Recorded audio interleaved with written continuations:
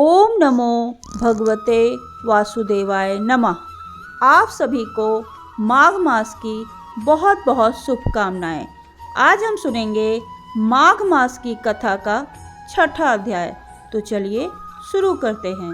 पूर्व समय में सतयुग में उत्तम निषेध नामक नगर में हेमकुंडल नाम वाला कुबेर के समान धनी वैश्य रहता था, जो कुलीन, अच्छे काम करने वाला, देवता अग्नि ब्रह्मण की पूजा करने वाला, खेती का काम करता था।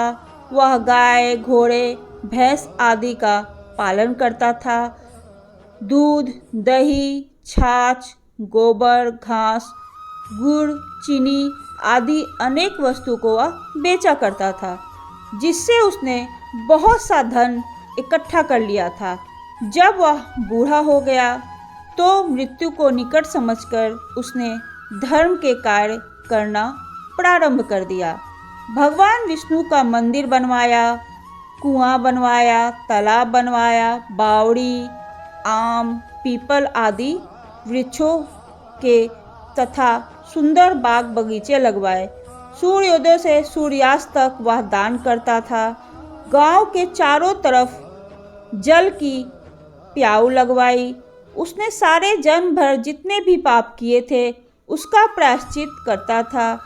इस प्रकार उसके 2 पुत्र उत्पन्न हुए, जिसका नाम उसने कुंडल और विकुंडल रखा। जब दोनों लड़के युवावस्था में हुए तो हेमकुंडल वैश्य गृहस्थी का सब कार्य सौंपकर तपस्या के निमित्त वन में चला गया और वहाँ विष्णु की आराधना में शरीर को सुखाकर अंत में विष्णु लोक को प्राप्त हुआ। उसके दोनों पुत्र लक्ष्मी के मंद को प्राप्त होकर बुरे कर्मों में लग गए।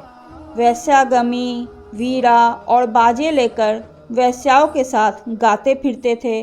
अच्छे सुंदर वस्त्र पहनकर, सुगंधित तेल आदि लगाकर हाथियों की सवारी और सुंदर घरों में रहते थे। इस प्रकार ऊपर बोए बीज के सदृश वह अपने धन को बुरे कर्मों में नष्ट करते थे।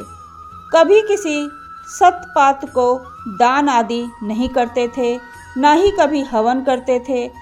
देवता या ब्रह्मा जी की सेवा तथा विष्णु जी का पूजन ही करते थे। थोड़े दिनों में उसका सब धन नष्ट हो गया और वह दरिद्रता को प्राप्त होकर अत्यंत दुखी हो गए। भाई, जन, सेवक, उपजीवी सब इनको छोड़कर चले गए।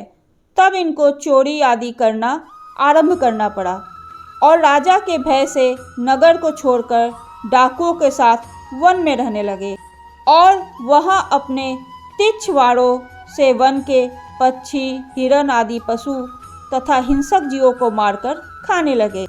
एक समय इनमें से एक बेटा पर्वत पर गया, जिसको वहां पर सिंह मारकर खा गया, और दूसरा पुत्र वन को गया, जो काले सर्प के डसने से मर गया। तब यमराज के दूत उन दोनों को बांधकर यम के पास लाए और कहने लगे, महाराज, इन दोनों पापियों के लिए क्या आज्ञा है? तो ये थी माघ मास की कथा का 6ठा अध्याय।